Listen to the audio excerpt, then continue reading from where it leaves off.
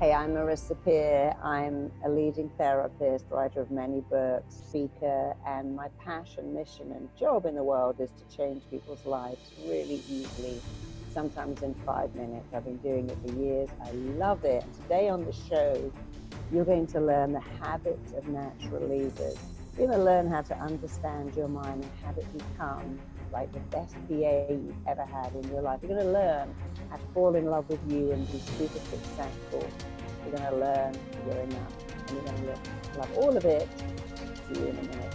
Congratulations! You are tuned into Dov Baron's Leadership and Loyalty Show, the #1 podcast for Fortune 500 executives and those who are dedicated to creating a quantum leap in leadership. Your host, Dov Baron, is the founder of FullMontyLeadership.com. He's an executive mentor to leaders like you, a contributing writer for Entrepreneur Magazine, CEO World, and he's been featured on CNN, Fox, CBS, and many other notable sites. Dov Baron is an international business speaker who was named by Inc. magazine as one of the top 100 leadership speakers to hire. Now, over to Dov Baron. Welcome, dear friends, fans, and fellow aficionados of leadership excellence. Thank you for joining us on this episode of Dov Baron's Leadership and Loyalty Tips for Executives, part of the Full Monty interview series. I'm your host, Dov Baron, founder of Full Monty Leadership, and I'm here to assist you tapping into the one thing in your business that changes everything. Let me ask you, are you committed to up-leveling your leadership? Well, today we're going to take a look at why even the most successful among us often feel like we're not enough. Why? Well, stay tuned to find out. Remember, you can now chat about this episode or any past episodes of our show by finding us on Facebook. Just go to Facebook and look for Dov Baron's Leadership and Loyalty Podcast. If you're a new listener, new viewer, thank you for joining us. Strap yourself in. We're about to go full Monty. As always, you can find us on iTunes, Spotify, iHeartRadio, or wherever you tune into podcasts. And we always need your help in staying relevant. So please get yourself over to iTunes or Spotify or wherever you're listening, and please review and subscribe to the show. You can also catch us on traditional radio stations across the United States every Monday and Thursday, all the way from Las Vegas to Georgia. And you can also catch us in now, we've just been released in Washington, D.C. area, in the Quantico area. You can also catch us on Roku TV, where there's over 100,000 subscribers. And if you're a regular listener, big thank you to you for making us the #1 podcast globally for Fortune 500 listeners, with a potential reach of 2.5 to 4 million listeners for every show. We're honored and grateful to be cited by Inc.com as the #1 podcast to make you a better leader. You can also tune into us through Google Home or Alexa by simply saying, play Dov Baron podcast. Again, thank you for sharing the show with everybody you know. All right, let's strip it down and dive right in. As a leader, whether you are a CEO, someone in the C-suite, a sales leader, entrepreneur, leader in any capacity, even the most successful among us can feel like they're not enough. Imposter syndrome is estimated to affect 70% of high-level leaders. What if you could massively increase your self-worth so that you sincerely believed in yourself? Not on the surface, but at the depth of who you are, whilst becoming permanently free from that self-sabotage, that nonsense, that noise inside of our heads that can often be there. What if as a result you were able to live happy, motivated, and confident life, not some of the time, but all of the time? Well, let's find out how you can do that. My guest on this episode is Marisa Peer. Marisa has spent nearly 3 decades treating a client list that includes, wait for it, international superstars, CEOs, Olympic athletes, and even, would you believe it, royalty. She has an unparalleled career speaking internationally and working with private clients. She has helped thousands of people to overcome profound personal issues. She's a best-selling author of 5 books. Marisa teaches simple steps that produce dramatic, life-changing results. As a speaker, she seamlessly brings her one-of-a-kind therapy techniques to the room, leaving her audiences both transfixed and transformed. Her acclaimed I'm Enough program focuses on the thought patterns and mental habits that can be detrimental or beneficial to our success, depending on how we use them. She was named as Britain's best therapist and also won a Stevie Award, Woman of the Year, Entrepreneur of the Year, and a Lifetime Achievement Award. Please help me welcome the creator and founder of Rapid Transformational Therapy, the I Am Enough program, a movement, and author of the book by the same name, I Am Enough, Mark Your Mirror and Change Your Life. Ladies and gentlemen, Marisa Peer. And the crowd goes wild, young lady. That's quite an introduction. That's amazing. It's good to have you here. Thank you for joining us. Thank you for having me. It's wonderful to be here. Well, right now you're in LA. Of course, everybody can hear that you're actually, like myself, and originally a Brit. So, you know, one of the things I love to ask my guests right at the beginning is, please tell us somebody who's had impact and influence, significant major influence on your life. May even be somebody we don't know. Who's somebody who's had really tons of positive impact on your life? I would say my dad. My dad was an extraordinary teacher, very, very different. And he always believed that you should make people feel good about themselves. Everyone had a little thing on their head saying, notice me, make me feel interesting. And he was an extraordinary principal, what we call a head teacher, because he never rewarded achievement, only effort. And he taught me a lot, really. I think it was him that drove me into being a therapist, because he had a passion for helping people, and I have the same thing. That's very cool. So was he the headmaster of the school you went to, or was he? He was, and that was weird, actually. That Can you imagine that was weird? That fed into my not enoughness. That was a good thing and not a great thing. I saw what a wonderful person he was, and I saw how he worked tirelessly to champion every kid. But it also wasn't great for me, because I felt so different being the headmaster's daughter. And as a therapist, I see that, you know, I believe that everyone only has 3 things wrong with them. Doesn't matter what their problem is, you can condense it down to one of 3 things. And one of those 3 things is being different, because when you're different, it's hard to connect. And our DNA insists that we connect. You know, not that long ago, we survived by being connected. You only have to watch Game of Thrones to see that safety. And you had to connect to make it. So when you feel different, you can't connect. And it's a huge burden that I see clients with on a regular basis. So you felt very different as a kid? Yeah, very different. Even before going to my dad's school just made it worse. But yeah, I really felt different my entire life. Now I love it, but as a kid, I didn't like it at all. What was it that, I mean, obviously outside of being your dad being the principal, your dad being the headmaster, what was it about you that felt so different? Oh, so many things. I was really tall. I had skinny legs, long skinny. Of course, I love now having long, skinny legs, but at the time, I just felt like this gawky, hideous freak. And then Nicole Kidman said the same thing. Not that I'm putting myself in her class, but she also said, you know, when she was growing up, she had white alabaster skin and red frizzy hair, and she was super tall, and she lived in Australia with all these curvy, bronze, blonde girls, and she just felt so different. So it was what I looked like predominantly. Also, Marisa, at the time when I was growing up, everyone was called Jane and Karen and Sue and Anne, and they'd go, what's your real name? And I'm like, no, that is my real name. What's your real name? Nowadays, it's so not. My little girl, who's called Phaedra, said to me, Mummy, why have you given me such a different name? I just want to be called something normal, like Dolphin or Star. I'm like, well, you can call yourself Dolphin or Star if you'd like to. But I had an unusual name, unusual life. And like many, many girls who are tall and skinny or short and dumpy, I hadn't actually grown into myself. That took a while. Yeah, I think you're absolutely right. I think that so many of us spend so much of our time trying to fit in. As you said, biologically, it's wired into our DNA for us to be tribal and for us to be part of a community and connect with others.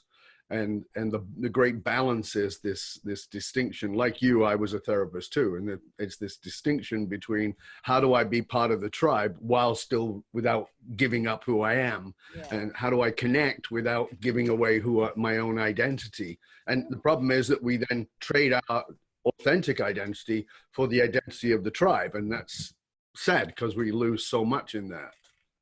Yeah, and of course I go to Zimbabwe and Africa quite a lot, and you see in primitive tribes that people, they connect because they all look the same. They look the same, they eat the same, they do the same, they know everyone in the village, and because we don't do that, so it's very hard in our multicultural society to even believe that we're the same as everyone and everyone is the same as us. But of course, we are and they are. Absolutely. So your book is I Am Enough. It's the book title. And you say that these are the three words that will change your life. Tell us why that is. Okay, I mean, I've been a therapist for 33 years, which seems extraordinary, and I love being a therapist. And I'm very lucky that I've had some phenomenal clients, CEOs and movie stars and Olympic athletes. But I realized very quickly in my career, whether my client was a baker or a school teacher or an international rock star, they all had the same problem. They never felt enough. And then I began to work with a huge amount of drug addicts. And I realized they all had the same problem. I'm not enough and I need more. And so I began to work with drug addicts, alcoholics, shopping addicts, shoplifting addicts, people who are addicted to praise or food or sugar or work or success. And I realized that I was treating a symptom and what lay beneath. And I've always looked for what is really going on underneath is this feeling I'm not enough. And if I'm not enough, I need more. And I would see so many movie stars and directors come in my door and go, oh my God, I love that film you made. They went, it was terrible. Didn't you notice? I'm like, no, I thought it was great. Oh no. And one of them, I said, but it got an Oscar. He went, yeah, I know, but I don't think there were many good nominations that year. I said, but your next film got an Oscar. He said, yeah, there wasn't any good nominations that year either. I'm like, oh, you can't let him praise, can you? And he said, no. And I said, why not? He said, because I'm waiting for everyone to find out I'm a big fake. All the awards, all the accolades, I'm just waiting for the world to find out I'm not enough. And then I realized something because, all my clients, bless them, have taught me everything. I had eminent teachers. I studied a lot, but the people that taught me what runs human behavior were my own patients. And I realized that they all had this not enoughness. And what was even more interesting was people think that successful people or famous people are damaged by fame. And I saw quite the opposite. Damaged people are driven to be famous and driven to be successful. Then they can go, finally, I'm enough. Look at the awards. Look at this house, this office, I've got all this stuff. But I would see people like Robin Williams and Philip Seymour Hoffman who had everything except the thing they really needed. I'm enough. Without the awards, without the Oscars, without people going, hey, I love you, you're great. And in fact, just last week, I had a movie star come to see me for a session. And he said, oh, I want to move here because I live on the canals in Venice. It's amazing. And I said, well, let me show you a couple of houses that are for sale. And we walked up the canals. People kept coming going, hey, man, I love you. Hey, man, you're amazing, because he's a megastar. And he said, I feel such a fake. I feel such a fake. They all think I'm amazing, but they have no idea that I can't keep a relationship and I use a lot to feel better. And they all have this feeling of not enough. And when you don't feel enough, you need more. That may be more alcohol, more Krispy Kreme donuts. It may be more sexual partners. It could be filling your house with stuff. And it's just, recently I was doing up an apartment for my daughter and I went onto eBay and I found someone selling this entire kitchen of like amazing black appliances. And I contacted, yeah, I had a black kitchen, but now I want a red one. So I'm getting rid of all of that. It's 3 months old. It costs thousands of dollars. And I find that all the time. People go, yeah, I'm changing everything. I wanted a cream sofas, now I want green. And next I'm going to have blue. And it's like, you can't change what's out there. You got to change what's in here. You're enough. When you know you're enough, you don't need more. And when you think you're not enough, there isn't enough stuff in the world. I mean, the amount of hoarders and bingers I work with who change like that, when you get them to go, you're enough, you are enough. If you're enough, you don't need 50 pairs of shoes. If one Jo Malone candle made you feel enough, why do you need 30 in all the different fragrances? I just need more. So let's just stop there for a moment because, it's easy for us to see that in the world, to see the Robin Williams, the Robert Seymour Hoffman, or, any number of famous people who are very successful. At a CEO level, it tends to be a little more hidden because it's not quite as in the public eye. But you and I both know, because I work with them too, very high level individuals. The people I work with are the people who have I always say, if you have it all and you're going, what's next?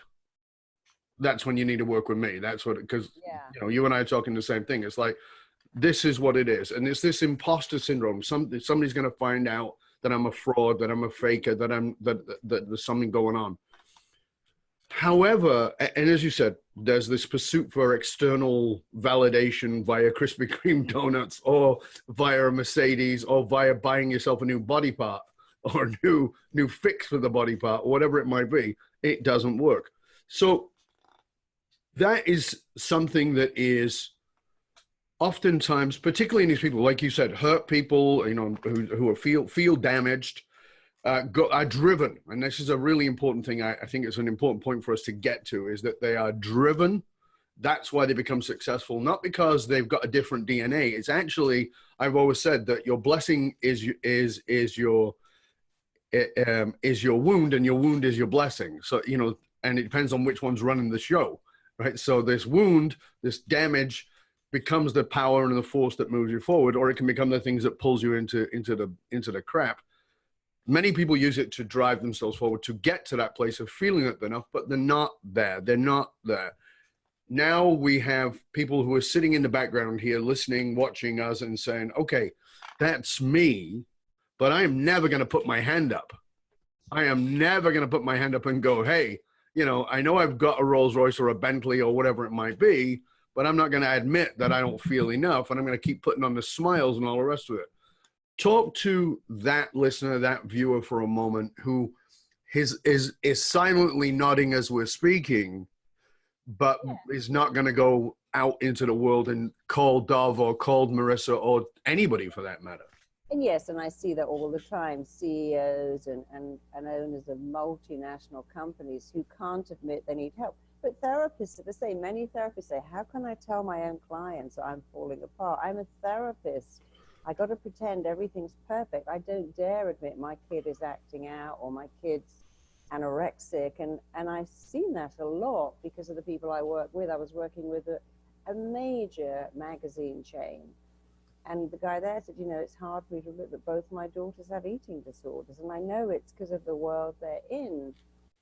You know, I was working with a car dealership, probably one of the most expensive cars in the world. And he said, you know, since I did your I'm Enough, and I'm doing it with my staff, the sales, we've gone from 7 million to 16 million in a year. We've doubled our sales and more. Because when you know you're enough, you can translate that. And I do get it that many people say, I can't possibly admit that's me. But you don't need to admit it to the world. That's why I wrote the book. I wrote the book for people who can't go to a therapist. You know, we've just been asked to go to Japan because Japanese people don't have therapy. That means you're a failure. I've worked with so many senior police officers, especially men, who say, we have counseling, I'm not going. And Right. one recently who said, you know, I come and see you on the strict understanding that you don't take any notes. So if you do, you give me my notes back and I'm going to rip them up. I don't want anyone to know I've been to a therapist. One of the things we loved about The Sopranos was Tony went to a therapist, but he never told anyone, because that's what weak people do. That's what people who need help do. And I can't admit I need help because I'm the boss, I'm this successful person. But it's not about admitting it to others, it's about yourself. So we have an I'm Enough book and I'm Enough program that you can take, and no one ever has to know. But even beyond that, it's just about you taking a look at yourself and asking yourself some questions. Why don't I feel enough? Where did that come from? People say I was born like that. No, there's no baby in the world that says, I'm not enough. Don't look at me, my diaper's leaking. I've got these triple thighs, or I've got dribbles and milk spots. And a baby will run up to you with a runny nose, a leaking diaper, and expect you to hug it and believe it's utterly gorgeous. Because in the womb, you know you're enough, all your needs are met. And it's startling how fast that can be diminished in children. But really, you're simply reactivating and regenerating something you were born with. I am enough. You know, say to any child, what do you want for Christmas? I go, a horse, a swimming pool. They don't go, oh, I shouldn't have that, my mum can't afford it. So go back to yourself and go, where would I have ever believed I'm not enough? And it's always what people tell you. You know, I sometimes am in a store and I'll hear a parent say to their kid, oh, you can have a piece of candy, go pick some. They come back with a huge box, go, who do you think you are? We can't afford that. Put that back. So greedy. And we'll see a child at Christmas. One of my clients was scarred by the fact that his brother got the gift he wanted. And when he asked for that, his father was so angry that he beat him and said, you're ungrateful, you're disgusting.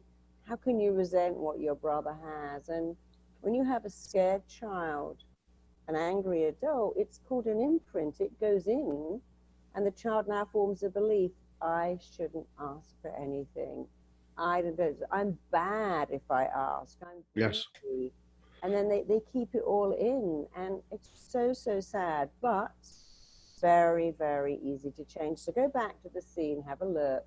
Sometimes one of the easiest ways to do it is to get in bed at night and just before you sleep, say to your mind, hey mind, tell me why I don't think I'm enough. Remind me of why I don't feel enough. And up will come memories, especially when you're sleeping. And in the morning, when you've got the memories, and I love doing this because it's practical neuroplasticity, it's changing your neurons. You go back and go, that's not me. A bit like, you know, I had to say, I'm not that geeky kid who thought she was hideous. I was 11 and 16-year-old boys would come and say, your dad is, and they'd use a very profound word, which I won't say on air. And what could I do? I was 11 years old. I just stood there like an idiot and let them say, your dad's this, your dad's that. Because they were 16, 17, 18. Mm-hmm. That isn't me now. I'm not 11. I'm not intimidated by anybody. But Marisa, you know this as well as I do. The unconscious mind has no chronology. And so as our conscious mind says, well, I am enough. Evidently, I'm enough. I've got a PhD. I've got a dingleberry, whatever it might be, that is the award of the week. But the unconscious mind is the one controlling this. And you and I both know that those neurons that have fired together have very strongly wired together. And it's not enough to do the positive affirmation and say, well, I am enough. I am enough. So talk to us a little bit about getting inside that mechanism so that people can grasp, because I can already hear people saying, yeah, well, I've tried the positive thing and I've tried the positive affirmations. People are still walking around with no money in the bank who are saying, I am wealthy. I am wealthy. So of course. I don't even like that. People go, I've got to have I say, I'm a rock star, I'm a rock star. My mind goes, come off it. You live in a shared apartment. You haven't even got exactly. Yeah. I'm a goddess, I'm a goddess. He goes, no, you're not. You get your clothes out of Target. Exactly. It's not your mind, it's you arguing with yourself. So let me give you a couple of rules of your subconscious mind. First of all, it learns by repetition. That's a biggie. If you repeat something enough, it will remember it forever until you replace it with something else. Secondly, it likes the presence. A lot of people go, I'll be rich next year, I'll be millionaire one day. That doesn't even make any sense to your mind. But the biggie is that every word you say and every thought you think is a blueprint that your mind and body work to make real. And the other one is the mind likes really exciting words. So yes, having an affirmation, I'm super successful, I'm a rock star, and saying that it will not make you a super successful rock star. Nope. First, you've got to go back and have a look at, okay, why do I think I'm not enough? Well, now I've just had a memory. I'm a very successful trader. I work in the city, but I've suddenly remembered that my parents, and this is a true story, I worked with someone who was a trader, but he said, I just can't take risks. You know I could trade more. I know I could make millions of dollars, but I'm so risk averse. And he remembered that his parents had two girls, then him. We'd always say to him, why can't you be like your sisters? Look at you breaking your toys and making a mess and climbing trees and coming in covered in mud. Look at them, they're so good. They never cause problems. And they told him this over and over again. Sure. There was something wrong with him. And of course, no child would go, hang on, Mum, it's called testosterone. I'm a guy, I'm not a girl. Celebrate who I am. But you can't say that when you're 4, but being able to activate those memories allowed him to go, right, I see, I grew up thinking there was something wrong with me. There was something actually wrong with my parents. I don't have to think those thoughts or believe those beliefs anymore. And I'm going to go, I love being a guy. I embrace being a male. I love taking risks, because after all, the only risk in life is not to take the risk. And so he had new things to say. And he said, you know, this is just the weirdest thing. Within weeks, he said, I was making 3 times the amount of profit. Women were like just hanging on my every word. And I never had any success with women before, because I suddenly got to embrace me instead of thinking, what's wrong with me? I should be better. I should be different. I thought, yay, I love being a guy. So I'm totally where you are. It's like if you mow over weeds and go, well, they keep coming back. Why are these weeds coming back? I keep cutting them off at the surface level. You have to go back to the root. You have to find the core of what's going on. And that's not difficult. And for some people it is. They go to therapy. There are programs and books, including my own, which were designed to take you back really easily and show you, where did this come from? You know, I worked with a super successful another movie producer who was actually so suicidal, and it was all because his dad had died and he never praised him. And when he died, he just went right over the edge and said, well, I'm never going to get the praise now. I said, who cares? Say it yourself. The mind doesn't even know. If you start to go, hey, I'm a great person, I'm a great kid, I'm an amazing son, your mind doesn't go, who's saying that? Who is that? It just goes, that's true. Because the mind lets in whatever you tell it. The problem is we tell it the wrong stuff.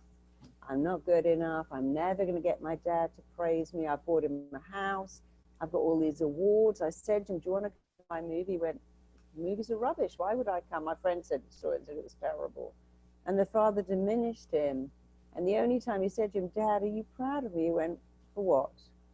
You ponce around making movies. I work with my hand. You know, I do work. That's not even work. You've got all that money and you do nothing. It's like the MTV song, Money for Nothing and Your Chicks for Free. Do you remember that? When Dire Straits. Yeah, that's not work. And so a lot of people don't understand that people at the top work so hard. They go, oh, he was an overnight success. Look at him. He doesn't know he's born, landed on his feet. But people do work very hard. But, you know, you have to believe that you're worth it, and you've got to go back. And one of the easiest ways to believe you're worth it is to take a minute, even though it might sound a bit silly, and think about all the words you most wanted to hear. What did you want your dad to say? What did you want your mom to say? Maybe it was a teacher. Maybe it was a grandparent. You know, I worked with a senior executive who, his mother had him with a boyfriend, and he was dark-skinned. And then he left, and then she married a white guy and had 2 kids. And the grandma would always say, oh, I don't like you. You got the wrong color skin. I mean, how could you say that to your own grandchild?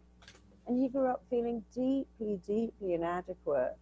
And then I was saying, but why don't you love that color? It's amazing to have golden skin. He went, yeah, people tell me that I'm gorgeous, but I just can't let it in. And then he began to let it in.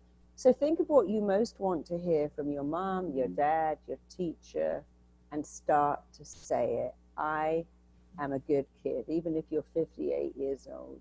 I'm worthy of love. I deserve this.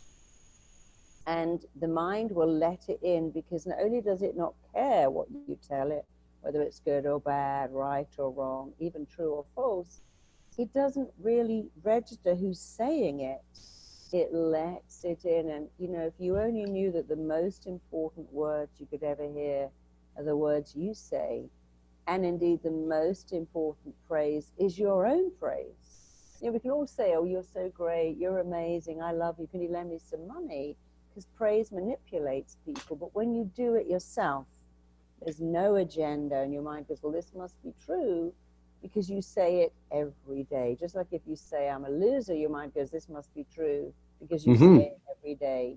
We make our beliefs, and then our beliefs make us. But then even more weirdly, the universe starts to completely mirror whatever you believe. You believe that dogs are vicious and attack you, you'll find them. Absolutely. So dog will pick up your energy. You believe that dogs are wonderful and amazing.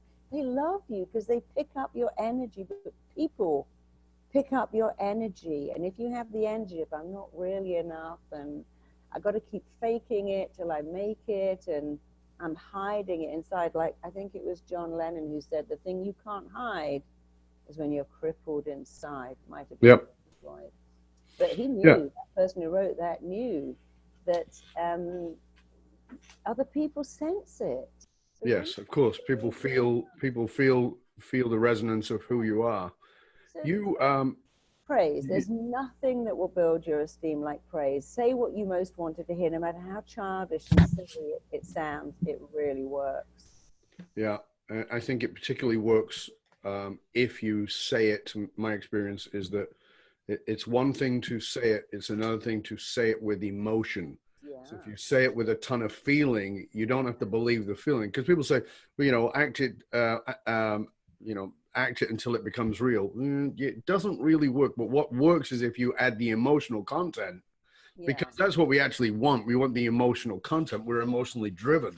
That's what most people don't actually understand. And I love that that's where you get people to go to, is the exciting words. Yeah. You talk about being a natural leader. Talk to us a little bit about, because of course this is a leadership show. There are a lot of leaders who are listening or watching. What do you mean by a natural leader, and what do you mean about how to become one? Well, there are a lot of leaders who have natural skills. I've worked with some amazing leaders of Marines. I remember working with one, and he was saying, and all his boys loved him. They would take a bullet for him, but they also trusted him. And he was saying to me, when I take these Marines on tour, their mothers have to know they're safe with me. And he's an extraordinary guy, such a leader. I've met someone like Jamie Oliver. He is indeed a natural leader. Even Angelina Jolie, in her own way, I have to admire her, because she never wanted to act. She wanted to be a humanitarian, and she acted to become a humanitarian. I met Jessica Alba last week. The same thing. She's got this great business getting chemicals out of children's products. And so some people are naturally driven, but natural leaders, they are born with this ability to lead. My father was one. They want to lead, but they want to lead in a good way. And they have some interesting characters, and I've been lucky enough to study them. And what I realize about natural leaders, that I'm going to tell you some of the things. One of them is they tell you how good they are. I'm the best doctor in Chicago. I'm the best. If you went to Gordon Ramsay and said, Gordon, are you any good? He went, good? I'm the best chef in the freaking world. They don't brag. They just tell you, I am the very best. I happen to be gifted at this. This is my skill set. This is my area of excellence. Go to a surgeon. I took someone I knew to see a surgeon when he had cancer. And he said, well, I'm the best. You won't put anyone better than me. And he went, okay, I'll go to you then. And we didn't go, gosh, how arrogant, how big-headed. We went, yay, what a joy. We found the best. So they tell you how good they are. But the second thing, which is even more important, is they only ever want to be good at one thing. They have no interest in being good at everything. They go, listen, I am a brilliant writer, but I pay someone else to do everything else. That's my skill. So they only have to be good at one thing. Being jack of all trades and master of none is exhausting. And they don't have any need to take other people's credit, to take other people's work. They're very good at giving praise in a particular way. I saw Jamie Oliver do that once. He said to someone, oh, you did a great job today. And the guy said, well, anyone could have done it. He went, no, you did it. What you did was X, and then you did Y, and then you did Z. You did it just like that. And they're very clever at nurturing people. And natural leaders actually recognize other leaders and bring that out of them. So a natural leader in a company would be able to recognize someone else that had those skills, even if that someone else didn't. And I saw my father do that. He indeed was a natural leader. He would bring people out of themselves, hone in on their gifts, and understand that what all people want in life, especially in a career, is to feel important. There are many people, I think 80%, who've said, I stay in my job because I feel significant. I feel important. I make a difference to this company, and they let me know that I make a difference. And if you can feel that you make a difference, you'll stay in that company. And if you're managing staff, it's very important to have them know that they make a difference, that they're contributing something really worthwhile. I mean, we're so lucky we have amazing staff, but they feel they're contributing to something incredible. That's, that's the thing, when you talk about enough. Yeah. I think that people who, in my experience, and I know that as I've grown and developed in my own life, that when I believed I wasn't enough 100 years ago, and I was running around massively insecure, I was very good at stealing the light from other people. Yeah. Like putting it on me. I mean, there's a certain guy who lives in a big house in Washington who's always stealing the light. He puts the light on himself when it's somebody else's light. Cool. You might be able to guess what I mean. He has a rather nice fake tan. But the people who actually value themselves and recognize themselves do give the light to other people constantly. But there's an interesting piece in there.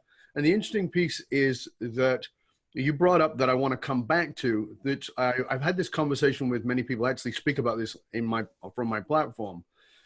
We live in a Judeo-Christian society that teaches us to be humble. And I always say we don't understand humble. We misunderstand humble, because humble is not about saying, oh, it wasn't that, it was okay, when in fact you were spectacular.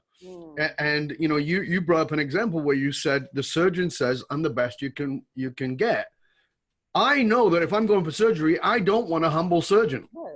I want a surgeon who's going to go, listen, we got to do a heart operation on you, and I'm the best, and I'm going to go, great. If the surgeon goes, I'm pretty good. There's a guy down the road, he's very good too, but no, I want you to say, I'm the freaking best. Yeah. If you're going to have your chest opened up, you better have it done by me. And this is what,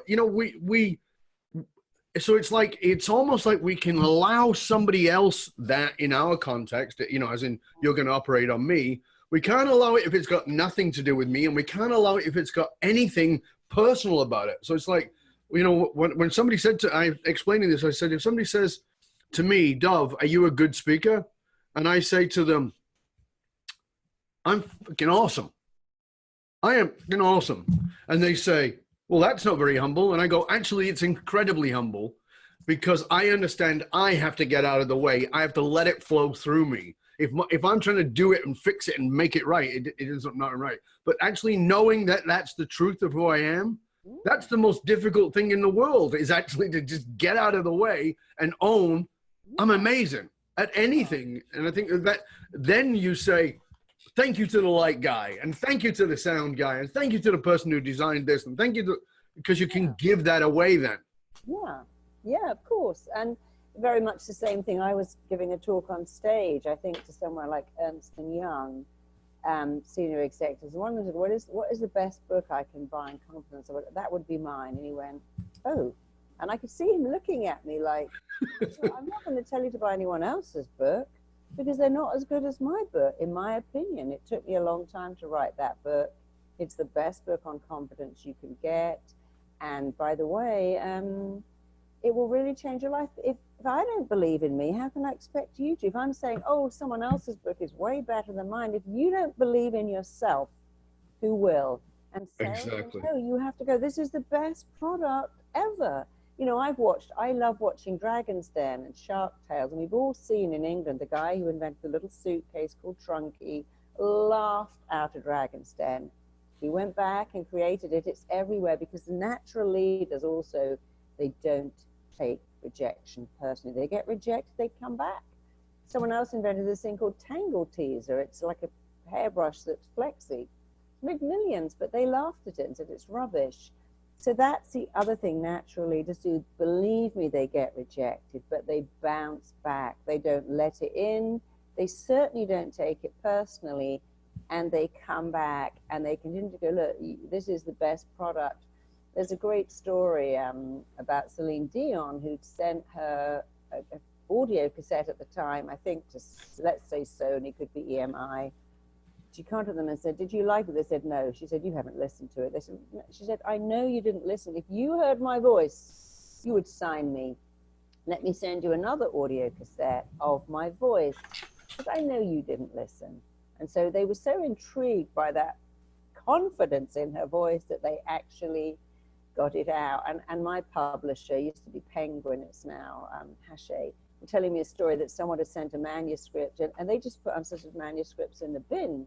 And he rang up every week and said, have you read it? They said, no. He said, you've got to read it. You'll love it. And in the end, after about 10 calls, they said, get the manuscript out of the bin. Let's have a laugh. I mean, this poor guy, I mean, he's so full of it. They got it out. They went, oh, my God, sign him immediately. But he had that persistence. And that's another thing naturally just have. They persist. They come back. They get failure, but they have a vision.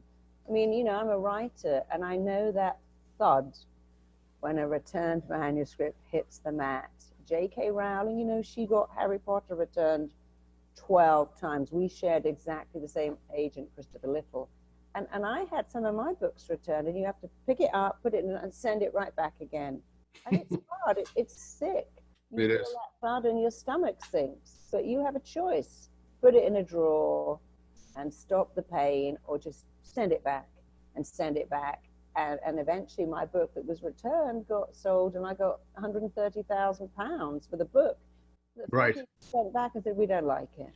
Of course. Keep going. You can't take rejection personally. No one's sitting at home going, oh, I'm rejecting you. I don't like you. People say, oh, you know, this client didn't call, or client didn't come back. They didn't send me feedback. They're not rejecting you. They're just busy. Sure. And not everybody's life revolves around you. Yeah. You know, there's a saying that success leaves clues. However, most of us wouldn't recognize a clue if it fell on our heads. You teach corporations and startups that once you recognize and adapt the 5 habits, the 5 habits that you have into life, that you can't fail but have success. Talk to us a little bit about that, if you would, please. I mean, they're very easy. Again, natural leaders and people who are successful seem to be born with these habits. And it really doesn't matter if you're not, because if you acquire them and adopt them, they just become your own. And the biggest thing I see with people who are successful, there's 5 things. One is the rejection. They do not take rejection. I met Luther Vandross, and everyone said to him, you're an overnight success. He said, you know that overnight? It's 12 freaking years long. I sang Kentucky Fried Chicken jingles. I said, but Luther, that's a great job. You're singing, you got a great voice, you get well paid. But he kept going. He was a backing singer, but he didn't take rejection. So the big thing is, you must not take rejection personally. Don't even let it in. Come back, bounce back, go back. We see many people voted off shows again, Shark Tank, X Factor, who come back and win. The X Factor, no, not X, something the band, it will come to you in a minute. One Direction, they came 3rd. They didn't go home and go, oh my God, didn't win. They became the best-selling band. I bought them bigger than the Beatles. Yep. Sold more records than the Stones, because they came back and said, we're not taking rejection. And there were so many people. Eminem laughed off the stage as a rapper. Absolutely. He didn't go home and go, I can't do it. He said, I'll show you. And if you can come back without, I will not let rejection, and no one can reject you unless you give them your consent. And you have the choice to say, no, I'm not giving you consent to reject me. The second thing, and this is truly important, is that people who make it do what they hate or actively dislike to get to where they want to be. And people who fail will give up their dream before they do it. They don't, I don't want to do that. I don't want to do that. And the problem is with millenniums is they've been brought up by parents to go, you don't have to do what you don't want to do. And they don't understand that to make it, you must do what you do not want to do. You don't want to do it, so do it. I mean, I still have to say that to my staff. Let's get out all the things we don't want to do and do them first. So that is a 2-step thing of success. People, they do what they don't want and they do it first. They make the difficult calls first. They fire someone first, and then it's done. But if you're not prepared to do what you don't want to do, you'll never get to where you want to be. And I talked to a very eminent surgeon recently who said, well, I didn't do that. And I said, really? He went, oh, well, I did, didn't I? Because I went through medicals. I said, yeah, but you also took an internship away from your family for 6 months. He went, yeah. That was so hard, but I had to do that. But the weird thing is that when you do what you don't want to do to get to where you want to be, you actually forget that you ever didn't want to do it until you start to like it. Like, so for instance, one of my clients was saying, I have to do yoga, and if I'm at work at 7, I'll do it at 5 or 4 a.m. But if I don't do it first, I don't do it.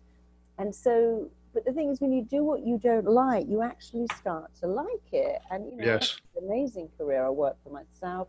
I've never had a boss in my entire life. I travel around the world. And people come up to me and say, oh my God, you changed my life. People write to me and say, you saved my life. I was going to kill myself. And then I heard you talk and something changed. And I hear that a lot too. But I still do what I don't want to do. Get up early, get on a plane, do interviews, not with you, by the way, but with some people I don't want to. You know, nice comeback there. you and I know what I mean. So when I wrote a book, I do.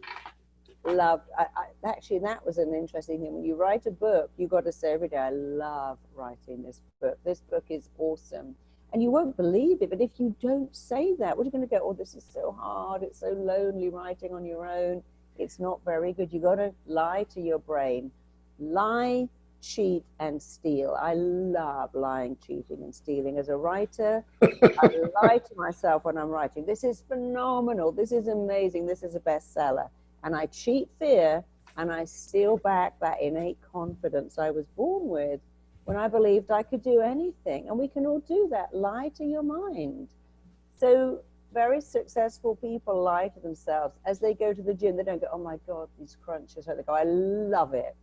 I love 10x working out. I love the pain in my butt when I'm doing lunges. I love running until I feel my heart coming out of my chest. They lie.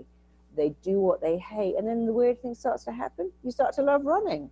Exactly. You do bench presses and it's really hard. And then you think, Christ, suddenly I like it. You know, if you have lenses and you got to shove your finger in your eye, how weird is that? I found it weird to get to grips with that. But then I kept saying, I love it, I love it. And then eventually I could stick those lenses in my eye without even having a mirror. I'll do the lenses tomorrow. It's uncomfortable, my eyes water. I love that philosophy of lie, cheat, and steal. That's a great way to work with the mind. Yeah. Sorry? You've got to understand your mind. And that's, you know, I'll come back to the habits of success. But one of the best things you can do for yourself is to imagine your mind as your PA and give it instructions. We're all taught, you know, if you can communicate with your staff or your customers, you have a great career. If you can communicate with your partner, you'll have a great life. How about communicating with your brain, telling it what you want? Because we spend so long going, oh, I don't want that. Oh, I don't want to go to that meeting and forget. I do not want to get on stage, open my mouth and go, now I don't know what I'm saying. I don't want that. But you got to say to your mind, hey mind, I want to get on stage, open my mouth and be phenomenal. Just be word perfect, connect to my audience, show them who I am and what I have to say. Or, hey, I need to get into bed at 11 o'clock. I want sleep to come to me, wake up at 7, completely refreshed. Now the mind knows what you want. But if you go, I don't want to stay awake, I don't want to stress, I don't want to go over and over and over that meeting I've got to chair and that person I'm dreading seeing. Because now what you focus on, you get more of. Of course. Whatever you focus on, you move towards. So the best skill you can ever have is collaborate with yourself. Self-collaboration. I love it. That's fantastic. You know, we are coming towards the end of the show. And we're going to go into some quick fire questions, but before I do, I want to ask you this. What's the most common misunderstanding about what it is that you do? Oh, that's a great question. That the mind is so complex and so complicated and takes a lifetime to master and a lifetime to understand. And you know, you need to know 3 things about your mind and you can have whatever you want. The first is it does what it believes you want. When you go, this freeway is killing me, it says, I'll give you an illness and I don't have to go on the freeway anymore. This client is driving me insane. Well, why don't I give you an ulcer? Then you never have to see the clients who drive you insane. Your Mm-hmm. mind is very simple and clear. It does what it believes you want. And if you haven't got what you want, it thinks you don't want it. If you've got a lot of what you don't want, like procrastination, it believes you do want it. So tell your mind what you want. Use relevant, specific, detailed words. Second thing about the mind, which is so easy, is it only responds to two things: the pictures you make in your head and the words you say. When you go, I'm dying under the paperwork, this stress is killing me, your mind responds to those pictures. When you go, look, there's a lot of work here, but I've got phenomenal coping skills, I can power through that, I've got all weekend to rest, bring it on, I love difficult clients, they're the ones that make me grow. You respond to the words and pictures. And the third thing about the mind, and it's one that therapists find so vexing, is that we are hardwired to love what's familiar and to dislike what is unfamiliar. Some people love being on stage. Some people love running a company. Some people love being a leader, and others go, oh no, that's unfamiliar. Your mind loves what's familiar. You can make anything you like familiar. Make self-praise and self-belief familiar, and then you naturally make criticism of yourself unfamiliar. So all you need to know about the mind: does what it believes you want, what is in your very best interest, and it bases it on what you told it when you were 5. It only responds to the words and pictures you put in your head, and it loves what is familiar and would like to run away from what is unfamiliar. But you can make anything you like familiar. Take sugar out of your coffee, it feels horrible. But 3 months later, you'll think, did I really drink that sweet, disgusting cream? I don't even like it anymore. Right. So make self-belief and praise familiar, and you'll find that what you want wants you. And once you move your mind to a new dimension, it never goes back, because our potential expands as we go towards it. But it doesn't go backwards, it keeps going forward. You have no idea what your potential is. And that's a great thing. It is indeed. So, Marisa, as we move into the final part of the show and we go into our quick fire round, what makes you cry? Oh, letters from people. I cried the other day when I got that letter from that girl saying, you know, I've fantasized about suicide for 20 years. I heard you speak on TED Talks, and that day it stopped, and I was going to kill myself. It was like, can I find anything that will stop me? And it was you, and that makes me cry. Beautiful. Getting letters from people, working with little children who feel not good enough. I go, I feel great now. No one's me. I love that. Yeah, me too. What makes you cry laughing? My husband, he's very, very funny. He makes me laugh every day. You know, I always think if you marry someone funny, it's such a bonus, because even when we argue, he can make me laugh, and he's funny, and he, no matter what's going on in our life, I'm so blessed to have him, because he's super funny. Yeah, I remember when I was waiting to get my, like, looking for the right partner, and I made my list and went through my list, and I said the person has a great sense of humor, and then I realized, no, the person doesn't just find me funny. I need somebody who is funny, and my wife makes me laugh better than anybody else. So I definitely get that. And I think I can see John hovering in the background, so I can see his shadow. So say hello to him from me. But let's keep going for a minute. So if you were asked to write a single question, and it's the final test on somebody's life, so everybody has to write this answer to this question. It's the final question on the life test. What is that question? Why don't you think you're enough? Huh. Why have you let people let you believe you're not enough when it's not even true? What is the one that's a great question. What is the one thing that you are, you know, we're all, as leaders, as therapists, as whatever it is that we do in our lives, if we're conscious leaders, we're evolving. What is the one thing you're still working on, that you're still trying to upgrade into? We're putting an anti-bullying program into schools all across the world. You know, I know that if children could wake up going, I matter, I'm enough, I'm significant, bullying would diminish so much. Yes. And adult bullying and trolling too. So we're working on that. We've had a ton of schools go, wow, this is extraordinary. But we want that everywhere. And it's completely free programs. If anyone here wants that, we give that away. It's our passion to help people not be bullied. Fabulous. That's wonderful. Thank you. What is a guilty pleasure from Marisa Peer? Oh, I have so many guilty pleasures, but I don't feel Game of Thrones? Game of Thrones, Ray Donovan. I love that. Actually, that is my guilty pleasure, to come home, get into bed, and watch a great Netflix. So I just watched the whole of Fleabag in one evening. It's amazing.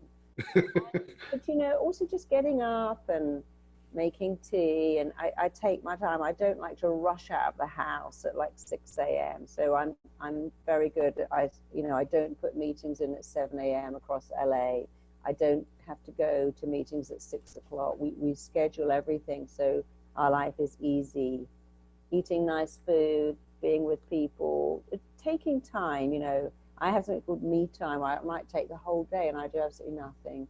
A bit of yoga, have some nice lunch, maybe go to a movie. But I never feel guilty because I'm like a battery and I have to recharge myself. And of course. It's a bit like this cup. I give from this cup to people every day, but I've got to fill the cup back up again. And if you don't have anyone filling your cup, how can you give? So I understand that you must give and receive. It's balance. It's like breathe in, breathe out. That's giving and receiving. You can't do one. You got to do both. Fabulous. What did you learn today or within the last 48 hours or so? Oh, I learn every day that I love what I do. I know that gratitude is the highest energy to resonate at. So I'm always grateful. I was driving to San Diego to go actually going to LA to go on the Today Show, and the plane got delayed, and I was thinking, okay, even though I'm going to get 5 hours sleep, I'm so grateful. Here I am going to be on this show. So it's very important to stop and always learn to be grateful. And every time I meet someone like you who wants to talk to someone like me, it's like, wow, that's amazing. He wants to listen to me. I'm always grateful for that. Wonderful. In a parallel universe, what's your career? I always thought I'd like to be a detective, funnily enough. I thought, yeah, I'd love to be a detective, but I am a detective. People Of course you are. come to me and I'm like a detective, then a dentist. I work out what's wrong with detective-like skills, and then I extract the toxicity with dentist-like skills. So in another world, I would have been a detective.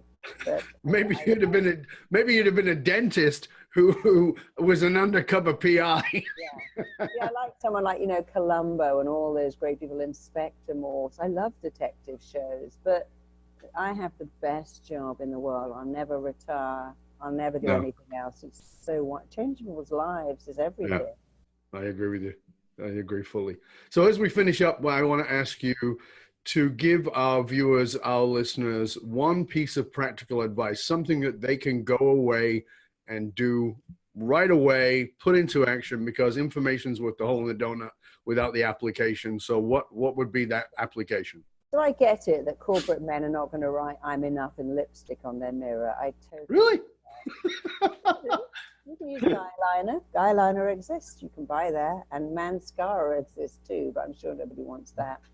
Put it on your phone alert so it pings in the morning and in the evening, or hide it somewhere in your passwords. If you have to type out every day, "I am enough," into your passwords, obviously with some security squiggles and dots and things, the fact that you write it, read it, type it, speak it, say it, you cannot stop yourself letting that in, and it will change your entire life. I love it. It's so simple. That's why it's so powerful. It's always the strength, is the simplicity. Marisa, this has been a pleasure and an honor. Thank you for taking the time to be with us. I hope you'll stay with us to the end. Before we go, please tell our viewers and our listeners where they can find out more about you and all your wonderful resources.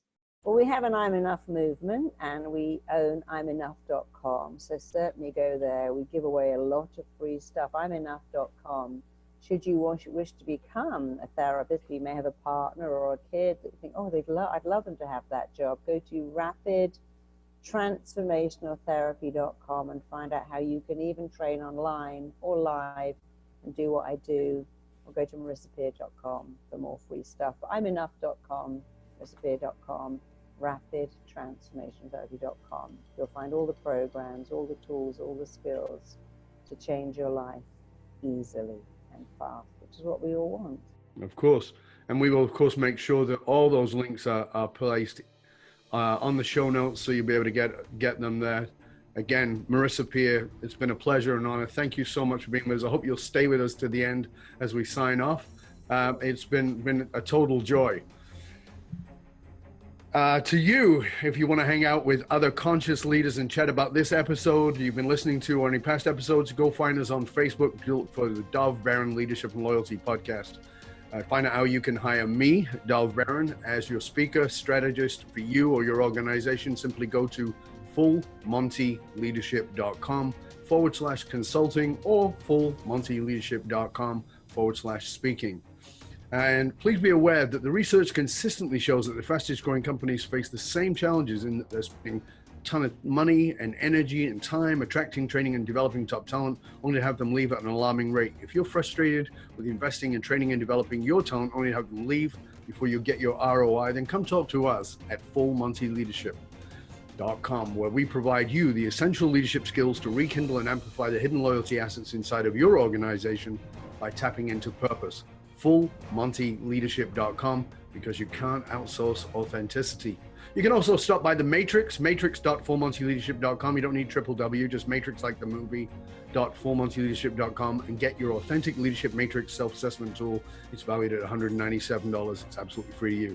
Thank you for sharing the show with everybody you know.